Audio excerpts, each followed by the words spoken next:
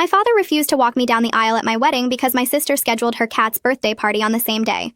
My sister announced her cat's birthday party on the same call where I asked my father to walk me down the aisle, and I honestly thought she was joking for a full 5 seconds. I even laughed a little.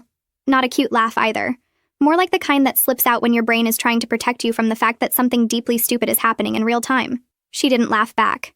My father didn't either. There was just this weird silence on the line, heavy and careful. Like everybody but me already knew what the script was, and I had wandered into the scene too late. I was standing in my apartment kitchen with a grocery list in one hand and a pen cap in my mouth, surrounded by wedding mess.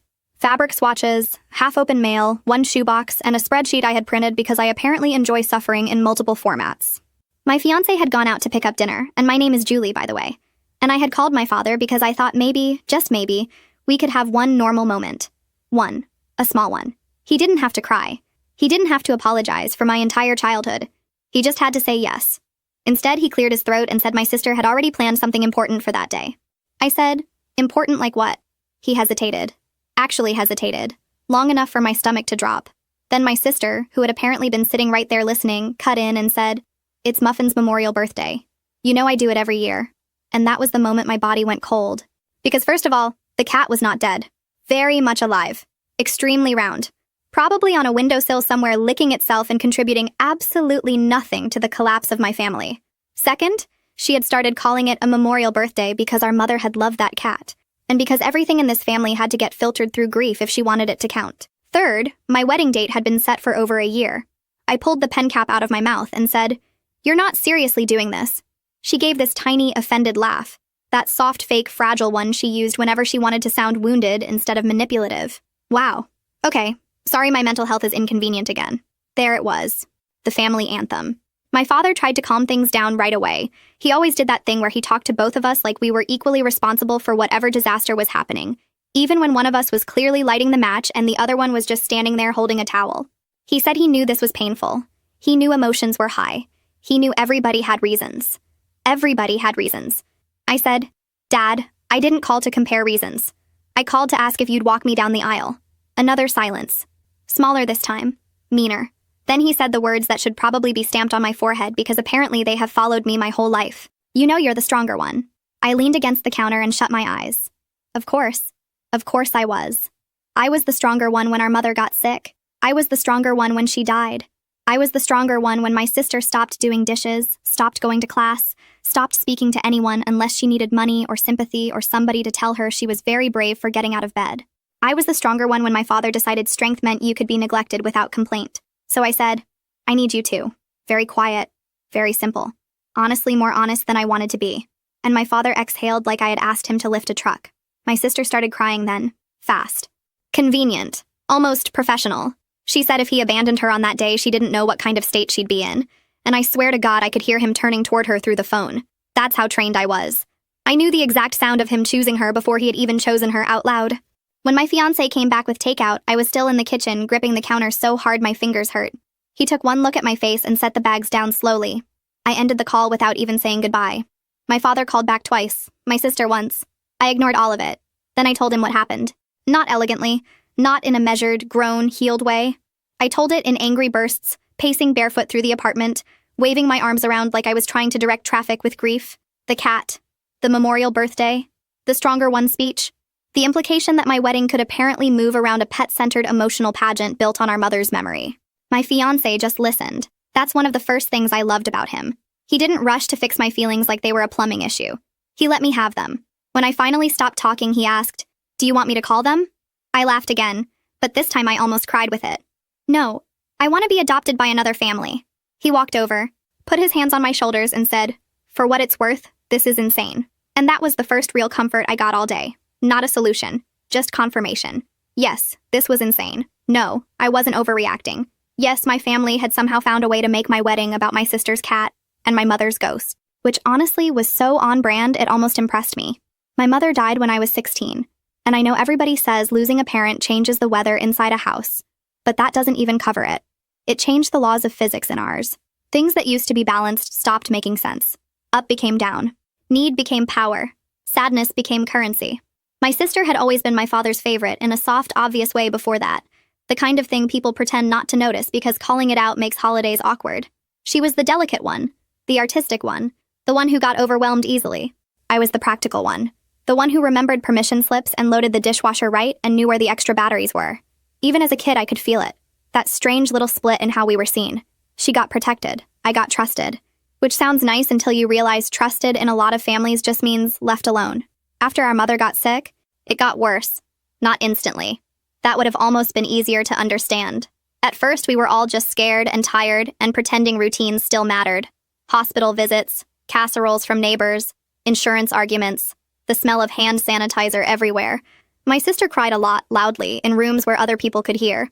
My father held her through it like she was still 9. I cried in the shower, mostly because I hated people watching me break down. My mother noticed everything, of course. Even when she was exhausted. Even when she was trying to smile through pain she should never have had to carry. She would squeeze my hand and ask if I'd eaten. She would ask if my homework was done. She would ask me to remind my father about bills. Looking back, I don't think she meant to make me the capable one. I think she was trying to survive and I happened to be easier to lean on. But after she died, that arrangement hardened into something ugly. My sister stopped doing almost anything that made her uncomfortable. She'd say she felt sick, or foggy, or emotionally underwater. Sometimes I believed her. Sometimes I absolutely didn't. The problem was that it stopped mattering which one was true, because my father treated every feeling she had like a medical emergency. If she snapped at me, she was grieving. If she forgot rent when she was older, she was spiraling. If she spent money she didn't have, she was coping. If I got upset about any of this, I was being harsh. I was being cold. I was not understanding that people break differently. And listen, I do understand that. I really do. Grief can turn people into versions of themselves they don't recognize. It can make them selfish.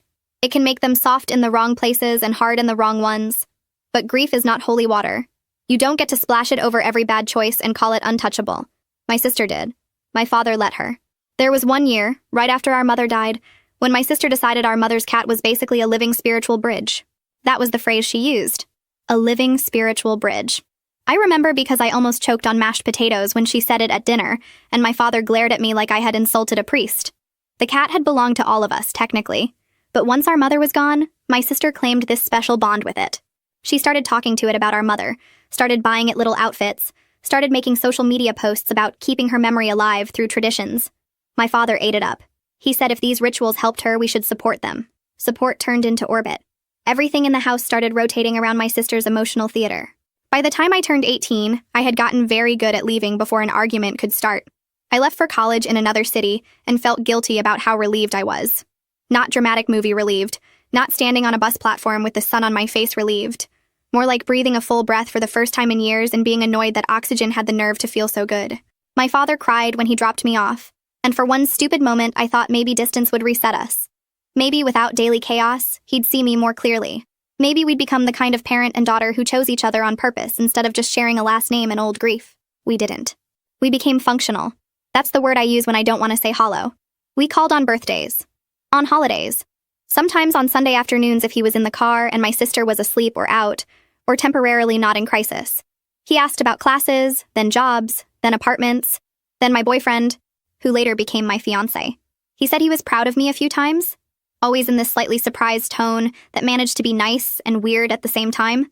Like, wow, look at you, continuing to exist with competence. Incredible. Meanwhile, my sister bounced from one half plan to another. Jobs she hated, roommates she fought with, creative dreams she announced like press releases and abandoned like wet laundry. And every time something collapsed, she went back to my father.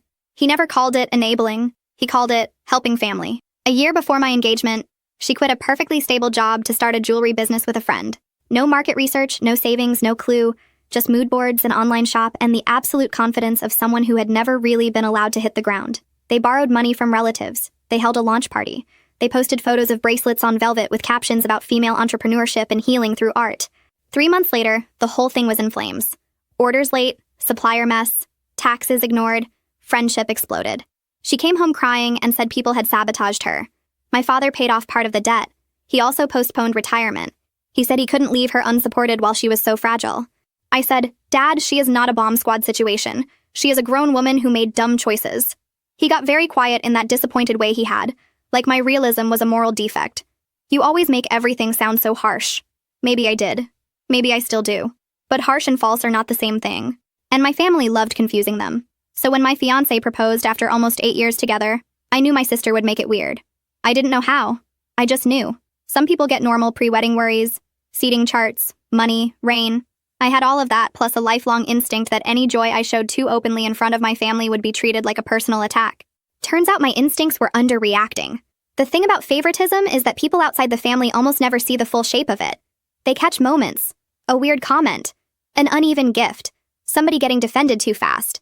But they don't live inside the pattern long enough to understand how much of your personality gets built around managing it. I got good at being low maintenance because high maintenance was already taken. I got good at joking through hurt because if I said things too plainly, I got accused of making the room tense.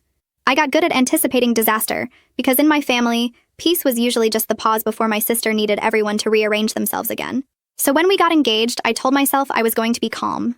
Boundaries. Reasonable expectations. No begging for emotional basics from people who had spent years acting like basics were a luxury item. My fiancé and I planned a wedding we could actually afford, which meant not tiny, not extravagant, and definitely not the kind of event where strangers in white gloves hand out tiny spoons with one grape on them. We wanted something warm, busy, a little chaotic, very us. Good food, people we actually liked, music loud enough to cover awkward family energy. I called my father before we announced it publicly because I was still, apparently, that daughter, the considerate one, the one who thought maybe if I did things in the right order, I'd earn a different result. He sounded happy, really happy, enough that I hated myself for feeling relieved. He asked if my fiancé had asked properly, which made me snort because what did that even mean anymore? Properly. Like he had approached a farmhouse with a hat in his hand and requested my future from the porch. But my father laughed too, and for a minute it felt easy. Then he said he hoped this wouldn't be too hard on my sister. I almost dropped the phone. Not congratulations first. Not how are you feeling. Not wow. Your mother would have loved this. Straight to my sister. I said, I'm sorry. Why would my engagement be hard on her? He started backpedaling immediately, talking about timing and sensitivity and how she had been struggling since the business collapsed. I said I wasn't marrying her ex-boyfriend or selling her house. I was getting engaged. He told me not to be flippant. I told him not to be ridiculous. That was basically our relationship in one exchange.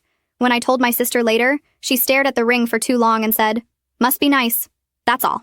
Must be nice. I asked what that meant, which I absolutely should not have done because she lives for invitations to explain herself while pretending she doesn't want to. She shrugged, did that thin smile thing, and said some people get to build these stable little lives because everything just works out for them. I actually laughed because I genuinely didn't know what planet she was speaking from. My life had not just worked out, I had worked. Period. Jobs I hated. Cheap apartments, panic over rent, student loans, crying in parking lots, all the glamorous rites of passage. But in my sister's mythology, effort barely existed. There were lucky people and unlucky people, and she somehow always played the tragic lead. My father called me that night and asked if I could keep wedding talk a little softer around her. Softer around her. Like my happiness needed to come with a volume warning. From there, it was death by 1,000 little cuts. She'd post vague things on a social media app about people flaunting joy while others were barely surviving. She'd text me links to articles about economic downturns and wedding debt with no explanation. Once she asked if I had considered just eloping so Dad wouldn't be under so much pressure. I said pressure from what, exactly? And she replied, existing in this family the way I do. Which was impressive, honestly. Making my wedding about her nervous system was advanced work even for her. Still, my father kept telling me to be patient. He said she wasn't jealous. She was grieving her own path. He said I had to stop taking everything personally. That one always got me because what exactly was the alternative? Sorry, I misread the part where my sister openly resents me, and my father manages her emotions at my expense. My mistake. My fiancé watched all of this with increasing disbelief. He tried to stay respectful, mostly because he knew how complicated family loyalty can be when you're the one inside it. But every now and then he'd look at me after a call and say, very carefully, that was not normal. No, it wasn't. The final stretch before the wedding was supposed to be fun. Stressful, sure, but regular stressful. Guest count menu. My dress needing one more alteration because apparently my body enjoys changing shape every time a deadline approaches. Instead, it turned into this strange emotional hostage situation where my father kept acting like he was caught between two daughters with equally valid needs instead of between reality and whatever story my sister had decided to tell this week. About a week before the wedding, I called him and asked him directly to walk me down the aisle. I already told you how that went. What I didn't say yet is that I had put that call off for months because some part of me knew. I knew there was a chance he would somehow make that moment complicated. I just didn't think he'd do it with a cat. That part still feels fake when I say it out loud. After I hung up on them that night, I blocked both of them and sat on my living room floor eating cold noodles out of the carton while my fiancé rubbed circles on my back. Very glamorous bride behavior. I cried, then got angry at myself for crying, then got angry that I was angry at myself. It was a whole spiral. At some point I said, "Why am I still surprised? This is exactly who they are." He said, "Because you keep hoping they'll be different this time." Rude, accurate, very annoying. The next morning my father left a voicemail from an unknown number saying he wanted to talk when everybody was calmer. Everybody. Again, that equal language. That both sides disease. I didn't call back. Instead I went to work, answered emails, nodded through a meeting, and almost burst into tears because somebody asked if my dad was excited for the wedding. I lied. Of course I lied. Family humiliation is such a specific flavor. You don't always know how to serve it in public without choking on it.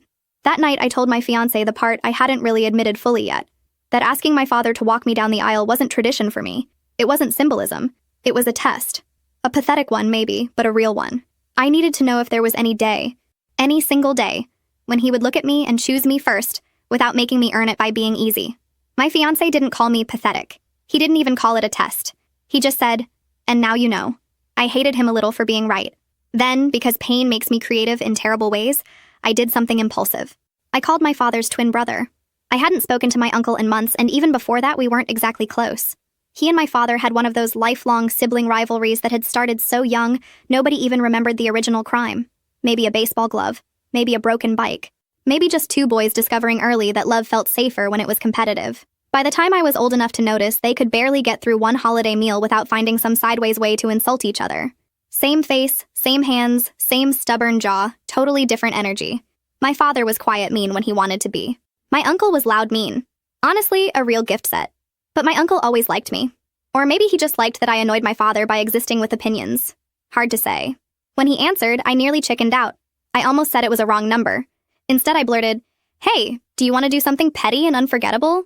He laughed immediately. Now that's an opening. So I told him. The engagement, the cat party, the stronger one speech, the wedding, the refusal. I expected outrage. I expected maybe some mild sympathy mixed with family gossip hunger. What I got was a long, low whistle, and then, "Your father really has committed to the dumbest possible lane." I laughed so hard I snorted. It was the first time since that call that I felt anything close to relief. Then I said, "Would you walk me down the aisle?" There was a beat of silence. He understood instantly. Not the emotional meaning. Let's not romanticize the man. But the strike. The beautiful, humiliating strike of it. He said, "You want me to walk you down the aisle at your wedding while your father is at a cat birthday party?" I said yes. He said, "Absolutely." Did I invite him because I suddenly felt some deep healing bond with him? No. Let's be serious. I invited him because I was hurt and furious and I wanted my father to feel the shape of what he had done in public. I wanted other people to see it. I wanted him to see it. That was not my highest self. That was my most wounded self wearing lipstick and holding a match. We posted a photo together the next day after meeting for coffee. Nothing huge. Just him with his arm around me and a caption about being grateful for family who show up. Petty, subtle, nuclear, a masterpiece. My father called within an hour. I watched his name flash across my screen from the blocked call log and felt this ugly little thrill in my chest. Which, again, not my best moment. But I don't lie about myself when the truth is less flattering. I wanted him rattled. I wanted him uncomfortable. I wanted him dragged out of that soft, tragic fog he always wrapped around my sister, and forced to look at the actual consequence of choosing her over me. I answered on the third try. He didn't say hello. He said, "What the hell are you doing?" And I said, "Solving the problem." He was furious in a way I had almost never seen. Not sad, not disappointed, furious. Which told me everything. My pain hadn't moved him. My humiliation hadn't moved him. But his brother stepping into his role? That moved mountains. He said I was trying to embarrass him. I said he embarrassed himself. He said family business didn't belong on display. I said maybe he should have thought of that before skipping his daughter's wedding for a cat-themed grief festival. He actually gasped. Like I had crossed some line by describing the situation accurately. Then he did something almost funny in its predictability. He said maybe he could still convince my sister to reschedule if I canceled this stunt immediately. I went silent. Because there it was. The proof. The thing I think I had known but still needed to hear out loud. He could push her. He could challenge her. He could try harder. He had just chosen not to until it threatened his pride. I said, "So when it was me in pain, there was nothing you could do. But when it's him in a suit beside me, suddenly there are options." He tried to explain. He always tried to explain when the truth got too naked. He said I didn't understand how fragile she was right now, how close to the edge she'd been, how terrified he was of saying the wrong thing. I asked him what exactly the edge was this week. Tears? A screaming fit? A sad post online? He told me not to be cruel.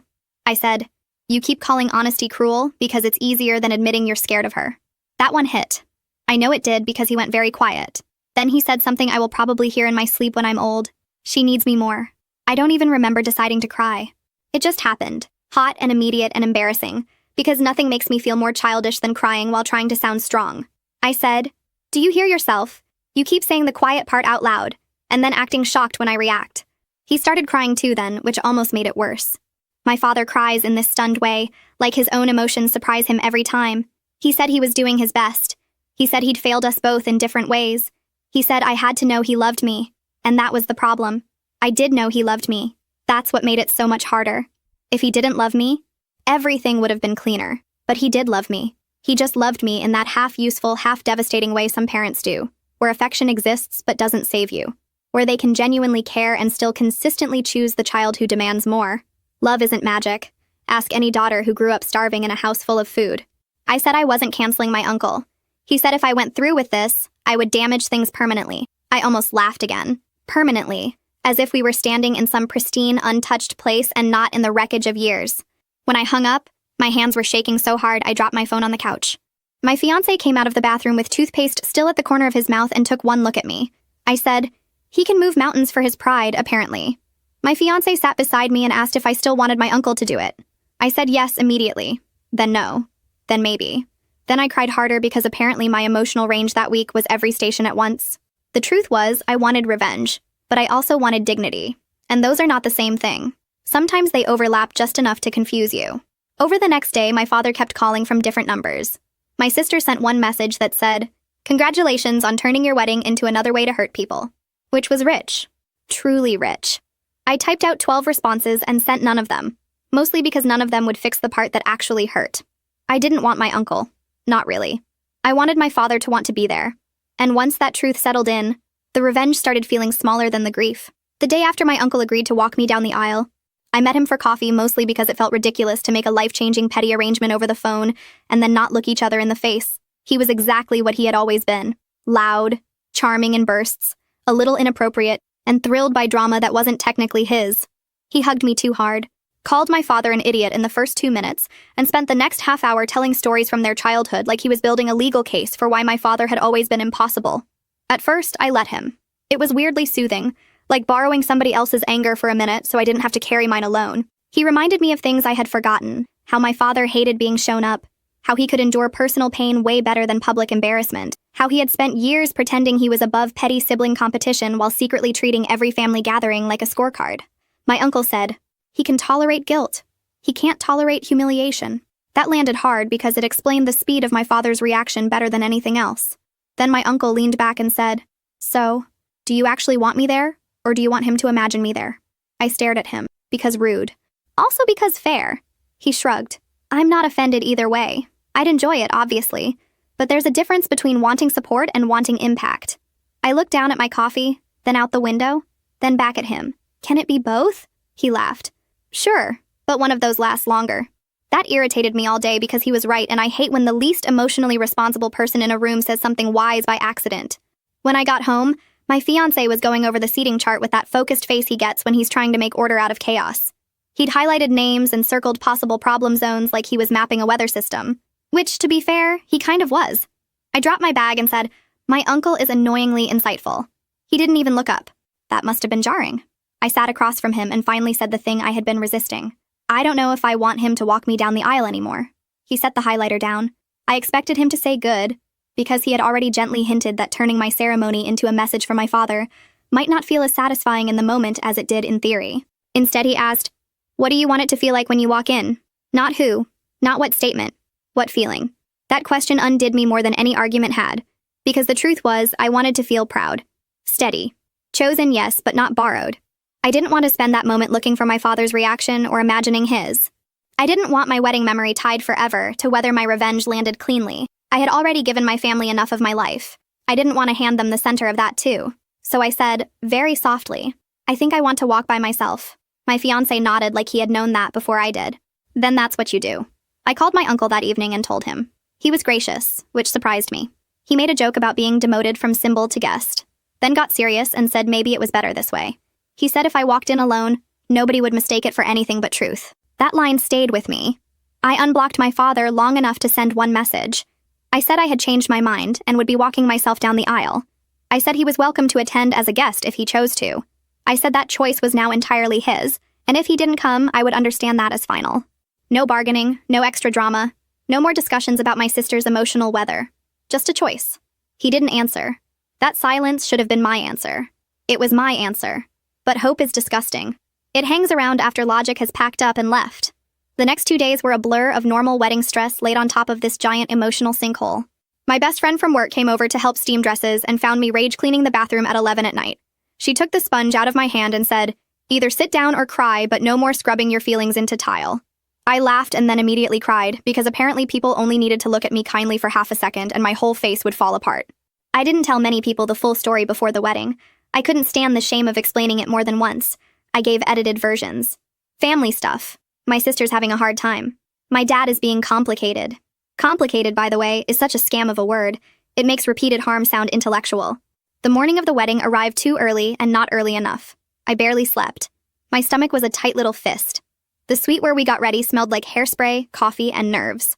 Everybody kept saying I looked beautiful, which was kind, but I felt more like somebody who had accidentally wandered onto a stage without remembering her lines. My phone stayed face down most of the morning. I told myself I wasn't waiting for him. Then every 15 minutes I checked anyway. Nothing. No message from my father. No call. No, on my way.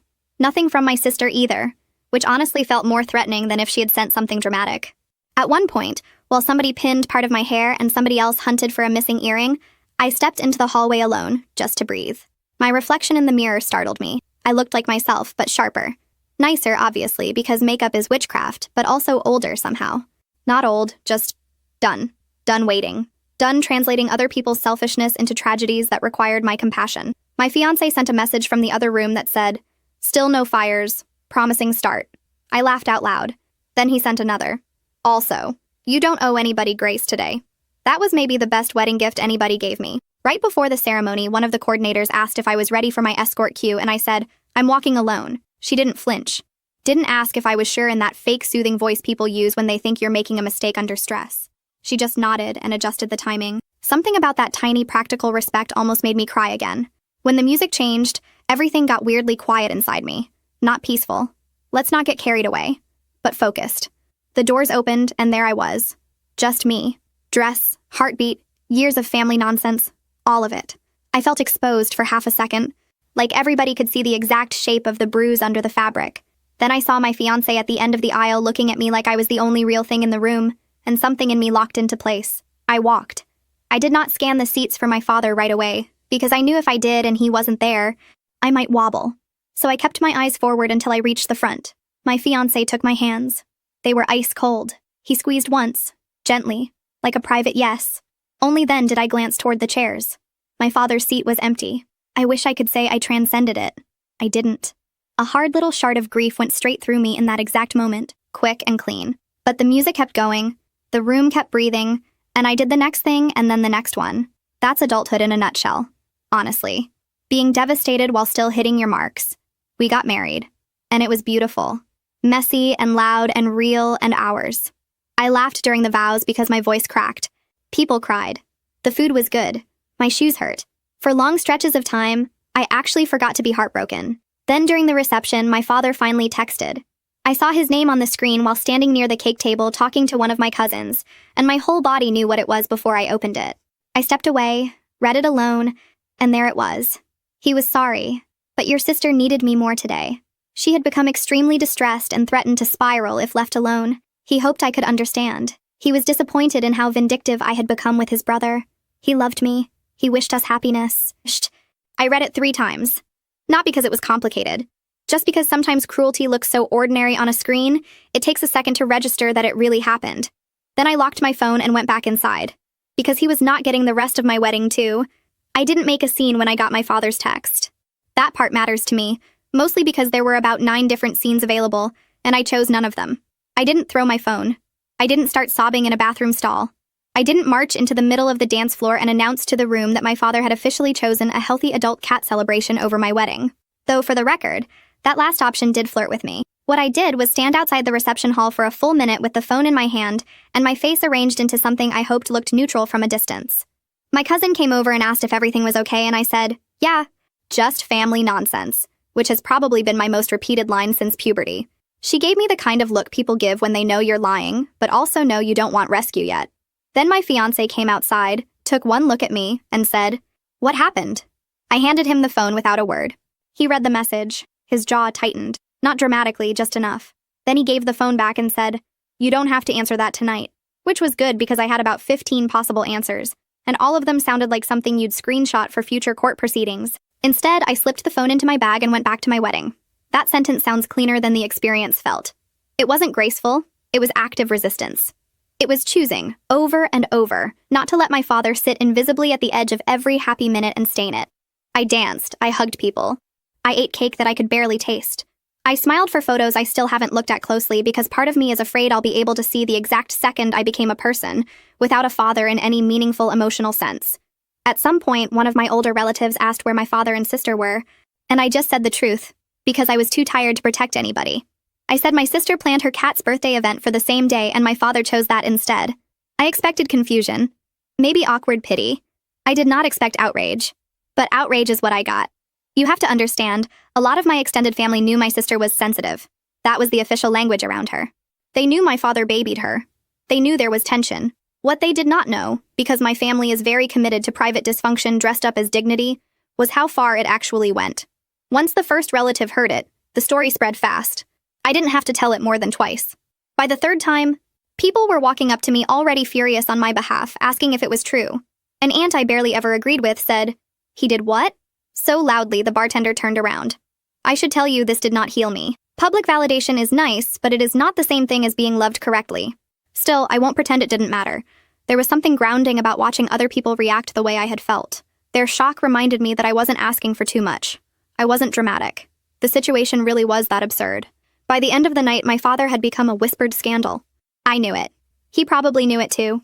Somewhere at that cat party or memorial or emotional hostage summit or whatever they were calling it, he was likely getting texts from relatives asking where he was and why. My sister, I am sure, positioned herself as wounded by my cruelty before anyone could question her timing. That's her favorite move. Bleed first, own the narrative. The next morning, I woke up married and hollow at the same time. My husband, saying that still felt strange and kind of hilarious, because the man had barely had time to finish being my fiancé before my family tried to turn the whole thing into a Greek tragedy with litter box themes, brought me coffee and asked if I wanted to read messages together or ignore the world for a day. I said, "Let's ruin my peace efficiently." So we read them. There were sweet messages from friends, photos, memes from people who knew I was overwhelmed and were trying to keep me from dissolving. Then there were family messages. Some were kind, some were fishing, some were clearly forwarded concern disguised as innocence. Heard there was a misunderstanding. Your father sounds distraught. Maybe give everybody a little grace. That last one nearly made me throw the phone into a decorative plant. Then my sister sent a long message. No hello, no congratulations, just accusation. She said I had humiliated our father on purpose. She said I had weaponized private pain for attention. She said the family was attacking her, and he was getting calls nonstop because I had chosen to be vindictive instead of compassionate. She said I knew how unstable she'd been, and I didn't care. She said normal sisters wouldn't do this to each other. That line actually made me laugh out loud because normal sisters also don't schedule cat grief pageants over each other's weddings. But apparently, we were skipping that part. I drafted a response, deleted it, drafted another, deleted that too. Finally, I wrote, "I told the truth. If the truth embarrasses you, that's not my job to fix." She responded almost instantly. "You always think you're right because you're cold." There it was again, cold. My least favorite family adjective. The label they slapped on me anytime I refused to perform softness in the exact shape they wanted. Never mind that I had spent years smoothing over scenes, lending money I didn't really have, talking gently when I wanted to scream. The second I stopped cushioning other people's chaos, I became cold. I sent one more message. "Do not contact me again unless somebody is in the hospital." Then I blocked her. My father waited until we were on our short honeymoon trip to call from a number I didn't recognize. I answered because I am apparently a volunteer participant in my own suffering. Also because some traitorous part of me still thought maybe he'd say the right thing, not fix it. Just finally say it clearly. He didn't. He launched straight into context, explanation, nuance. Your sister was panicking. Your uncle was humiliating me. You know how fragile things are here. I let him talk for almost 2 minutes because I wanted to be sure before I lost it. Then I interrupted and said, You missed my wedding. Silence. Then, I know. No, I said. I don't think you do. I don't think you know what that means. He started crying again. I swear that sound now makes my shoulders tense automatically. He said he had been trying to hold the family together. He said he was terrified of my sister doing something reckless if he left. He said he thought I, of all people, would understand. Because I had always been the level-headed one. I said, "You keep calling me level-headed when what you mean is neglected." That shut him up. Then he did something so ugly and so predictable it almost felt scripted. He brought up inheritance. Not right away. He eased into it like a coward, saying choices have consequences, saying family wounds don't vanish, saying I had handled things in a way that changed trust. Then he mentioned our mother's jewelry, pieces she had loved, pieces she had shown both of us when we were younger, saying one day they would be divided fairly because she wanted both her girls to have something of hers. He said if I was choosing estrangement and public disrespect, he didn't see how he could justify giving me those things anymore. I was sitting on the edge of a hotel bed in a cheap robe with wet hair dripping down my back, listening to my father use my dead mother's jewelry like a disciplinary tool. I felt something in me go still. Not calm, still. I said, "So that's what this is." Obedience gets memory. He got defensive immediately. Said I was twisting his words, said he was talking about responsibility and family loyalty. I said, "No, you're talking about control. You are taking the last thing she explicitly wanted to share equally and turning it into a prize for whoever makes your life easier." He said I was being unfair. Maybe, but not inaccurate. And the thing that hurt most wasn't even the jewelry itself. It was what it represented. My mother, for all her flaws and all the ways illness rearranged our family before she died, had seen me. She had made a point of fairness. She had named it. And now my father was trying to rewrite even that, as if he owned the archive of her love and could edit my access. I started crying then, quietly, not dramatic. Just tears slipping out because there are only so many times you can watch the same wound happen before your body gives up pretending it's manageable. He heard it and softened, which honestly almost made me angrier. He said, "You know I love you." I said, "I do. That's the problem." And for the first time in the whole conversation, he had nothing useful to say. After that call, something changed in a way that was less dramatic than people expect and more final than they understand. There was no giant speech, no cinematic "I'm done with this family" moment with trembling hands and swelling music. I hung up, sat there with the robe half open and my hair soaking the shoulders, and stared at the ugly hotel art across from the bed until my husband came out of the bathroom and said my name twice. I handed him the phone and told him the short version. He read my face before he read the room, if that makes sense. He sat beside me, one leg tucked under, and listened while I explained the jewelry part. Our mother's promise. My father's threat. My sister somehow, still at the center of everything like a black hole with decorative pillows. When I finished, I expected comfort, reassurance, some line about how family can still come back from terrible things. Instead, he said very gently, "You don't have to keep proving you can survive this." I stared at him. He kept going. "You've been surviving them for years. You don't owe them continued access just because you happen to be good at enduring pain." That one got me, because that had been the trap. Hadn't it? The stronger one thing. The capable one thing. My whole family had quietly built a moral system around my resilience, and I had helped. I had worn competence like armor so long they started treating it like consent. She falls apart. Therefore she gets softness. You hold together. Therefore you can take one more hit. It sounds almost logical when you say it fast enough. It also ruins people. On the drive home from the trip, I blocked my father again. Then I unblocked him once to send one last message because apparently I need closure in writing, like a person leaving a bad job. I said I did not want updates about my sister's feelings, her plans, her crises, or the cat. I said if there was a genuine life or death emergency, someone could contact me through another relative. Otherwise, I needed distance, and I would decide if or when that changed. I said this was not revenge. It was self-protection. Then I blocked him everywhere I could think of. That should have been the clean ending. It wasn't. Because family systems don't collapse politely the second one person stops participating. They wobble. They reach. They recruit. My aunt called a week later saying my father wasn't sleeping and had lost weight. I said I was sorry to hear that. She paused, like maybe she thought I'd take the bait and ask follow-up questions. I didn't. Then she said, "He's really suffering." I almost laughed. Not because I wanted him to suffer. I didn't. But because I'd spent years suffering in ways he considered manageable as long as I did it quietly. A cousin texted me saying my sister was telling people I had always hated her because she was vulnerable. That one annoyed me enough to make me pace the kitchen. Vulnerable. Such a beautiful word when it's real. Such a disgusting weapon when it's not. She wasn't just vulnerable. She was controlling. Self-centered. Manipulative when scared. All human things, honestly. I don't need her to be a monster to justify leaving. I just need her to be who she has consistently been. I didn't respond to the cousin. I stopped explaining myself to relatives who liked the drama but not the burden of taking a side. That was another new thing for me. Silence without guilt. Or okay, not without guilt. Less guilt. Manageable guilt. Discount guilt. Then there was the box. About 3 weeks after the wedding, a package showed up at our apartment with my father's handwriting on the label. My whole body reacted before my brain did. Not fear exactly. More that old familiar dread, like opening a grade you already know you failed even though you did the work. I just stood there with the box on the table while my husband made dinner and kept glancing over like he expected it to hiss. Inside was a framed photo of our mother, one of the nice ones from before she got sick, and a note. The note said he thought I should have this because I had always been closer to her practical side. Practical side. Even in apology-adjacent gestures, he managed to split us into categories. My sister got fragility and spiritual attachment and emotional emergency status. I got logistics and utility. And now, apparently a mother reduced to a role that made me easier to shelve. There was no mention of the wedding. No apology. No acknowledgement of what he had done. Just the photo, the note, and a sentence about hoping time would soften things.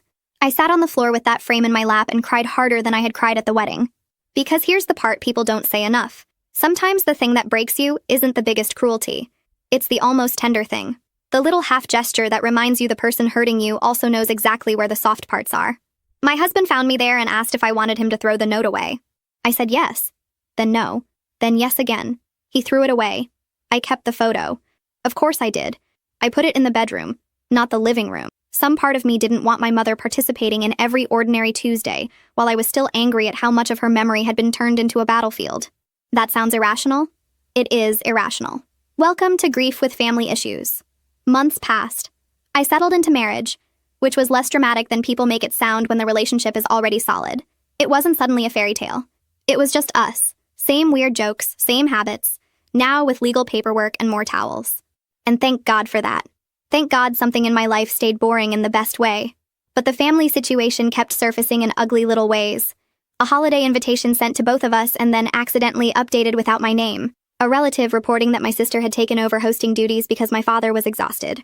Another relative whispering that she was pushing him to update his will. That should have upset me more than it did. By then, I was weirdly numb to the inheritance angle. Let her have the dishes, the furniture, the jewelry, the burden, the whole haunted bundle. Material proof of being chosen is a poor substitute for peace.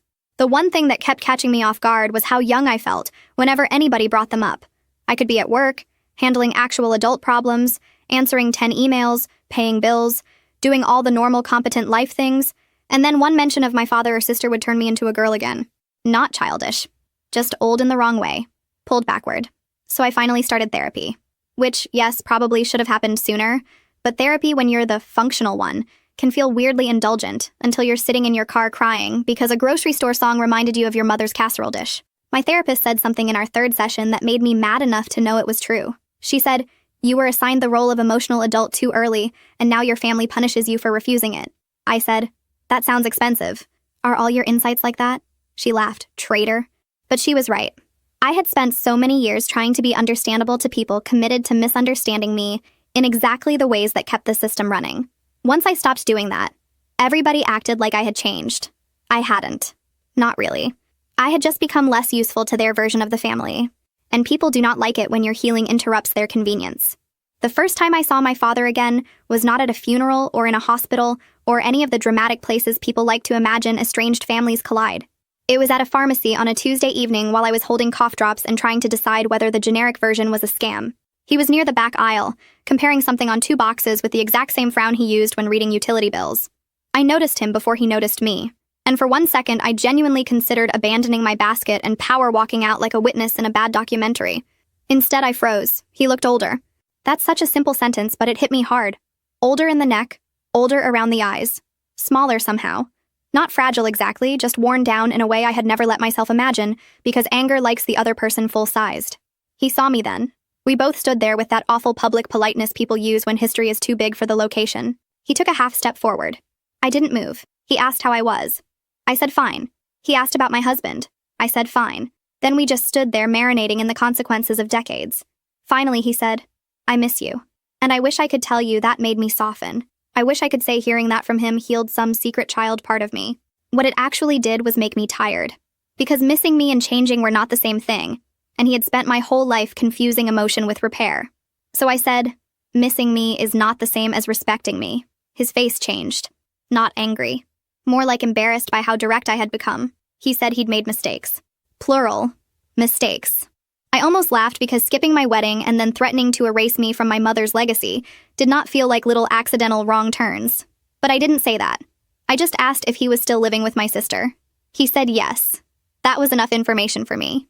Because as long as he was still inside that same orbit, with the same roles, same panic, same management system, there was nothing real to talk about. Not yet. Maybe not ever. He could miss me all day long from the center of the machine. That did not mean I had to crawl back into it and call the Bruises family. He asked if we could have coffee sometime. I looked at the cough drops in my basket like they might answer for me. Then I said, not now. Not never. I wasn't trying to be dramatic. I just meant exactly what I said. Not now. Not while I still felt my shoulders tighten at the sound of his voice. Not while my sister could still reach me through him like smoke under a door. Not while he was offering longing instead of accountability. He nodded, and for once he didn't argue. He just said, okay. I left the pharmacy, sat in my car, and shook for 10 full minutes. Not because I had made the wrong choice. Because I had made the right one and it still felt terrible. That's the part no one sells you when they talk about boundaries. They don't always feel powerful. Sometimes they feel lonely and anticlimactic and weirdly rude even when they're necessary. Sometimes you drive home with cough drops and guilt and have to remind yourself that protecting your peace can still hurt. A month after that, I heard through a relative that my sister was engaged. I laughed so hard I had to sit down. Not because marriage for her was impossible. Plenty of difficult people get married every day, some of them twice. It was the timing that got me. The speed. The way she had apparently transformed from fragile, near-collapse woman who could not emotionally survive a schedule conflict into a glowing bride-to-be posting ring hand pictures and inspirational quotes about new beginnings. That news did something ugly and honest in me. It made me furious. Not noble furious, not concerned furious, jealous furious, petty furious. I wanted to throw a shoe, because part of me knew exactly what would happen. My father would pour himself into her wedding, his redemption project, his second chance to perform devotion correctly. He would show up early. He would pay for something he couldn't afford. He would carry chairs and tissues and guilt. He would probably walk her down the aisle with the kind of shining face I had spent half my life trying to earn. My therapist later called that anticipatory grief. I called it emotional acid reflux. I did not contact my sister. I did not congratulate her. But for about 2 weeks, I checked her public posts from a fake account like the most emotionally evolved woman in the country. Don't judge me. Or judge me a little. I earned it. What I saw was exactly what I expected. Bridal appointments. Family dinners. My father in the background of photos looking tired but devoted. My sister captioning everything with lines about healing and being chosen and honoring our mother in all the meaningful moments. That last one made me throw my phone on the couch so hard the remote hit the floor. My husband found me pacing and said, "Do you want comfort or honesty?" I said, "Dangerous opening." He said, "You're hurting yourself with information you can't use." Again, rude. Again, correct. So I stopped looking, and in that tiny, stupid act, not checking, not monitoring, not volunteering to keep injuring myself with proof of their unchanged behavior, I felt something shift. Small, but real. I was not over it. I may never be all the way over it, but I was finally a little less available for fresh damage. These days, when people ask about my family, I don't do the old dance anymore. I don't smooth it out or make it charming or say we're complicated with a little laugh like I'm apologizing for the mess. I say we're not close. That's it. Clean. True. Sometimes that answer disappoints people because they want the hopeful version, the reunion version, the version where a father realizes too late, a sister softens, everybody cries in the right order, and love finally behaves itself. That isn't my version. Maybe it never was. What I have instead is smaller, and honestly, more useful. A quiet apartment that feels safe, a marriage that doesn't require me to disappear to keep the peace, a photo of my mother on my dresser, a number of blocked contacts I don't feel guilty about anymore, and a life I built without waiting for anyone to finally choose me correctly. I chose me. Late, messy, angry, imperfectly. But I did. And that has had to be enough.